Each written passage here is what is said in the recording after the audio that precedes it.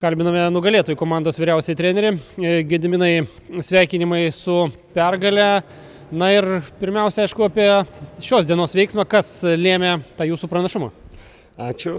Na, visų pirma, aš galvoju, tas visas nusiteikimas, ta kova mūsų buvo dėl to, kad mes tikrai norėjom nugalėti Vilkaviškio komandą. Vienintelė komanda, kuri buvo dar mūsų nenugalėta šiame sezone. Kritom 2 kartus prieš juos skaudžiai, tai 3 kartą tikrai nesinorėjo. Ir tą, kaip sakiau, vyrukam, kaip norėjau perduoti. Ir tikrai jie tą atsinešė, aš galvoju, tą skaudulį iš tų praėjusių rungtynių. Ar ne, tai šiandien nuostabi kova, aš galvoju, iš mūsų pusės. Nuostabus noras dėl kiekvieno centimetro, ką ir norėjom išgauti. Tai puikiai pergalė, puikus taškas mums, aš galvoju, puikus reginys žiūrovams, ar ne, ačiū sirgaliams, kurie susirinko, palaikė. Na, aš galvoju, nuo šiol tik įdomiau bus. Tokios atkrintamųjų lygio kovos, aš galvoju, tas pirmas 8 mes čia neblogai pasidaužysim.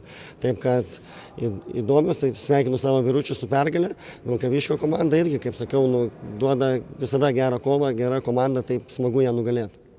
Na, buvo keletas atkarpų, kur varžovai tarsi buvo ir sugrįžę į kovą, turėjot tokį labai solidų jau dviženklį pranašumą ir sugebėdavo jį nukirpti. Kas lėmė tos bangavimus ir kas lėmė, kad vis dėlto nepalūžot?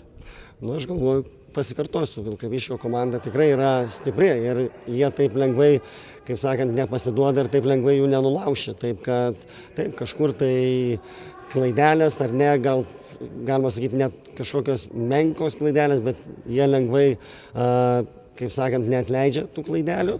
Taip prisivijo, ar ne, kažkur tai atmetė tuos taškus, bet aš džiaugiuosi, kad mes vis tiek nepraradom rungtynių kontrolės. Aš galvoju, kontroliavom visas rungtynės, vis tiek visą jų eigą, aš sakyčiau, ir nepametėm to savo žaidimo ritmo, plano ir dėsningai iškovojom, aš galvoju, šią pergalę.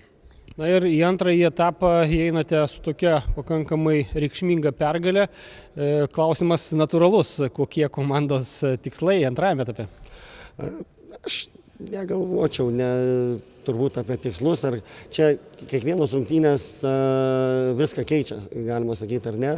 Kažkur nuvažiuosi, atsipalaidavęs vėl, ar ne, pralaimėsi, vėl ta nuotaika iškart keičiasi, turnyrinė lentelė irgi vėl galimai keisis, nes visos komandos gan arti, ar ne.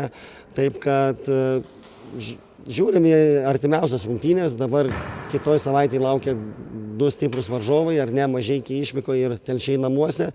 Taip, kad žiūrim artimiausias rungtynės ir toli nesižvalgom, bet, sakau, pačios įdomiausios kovos dabar atėjo.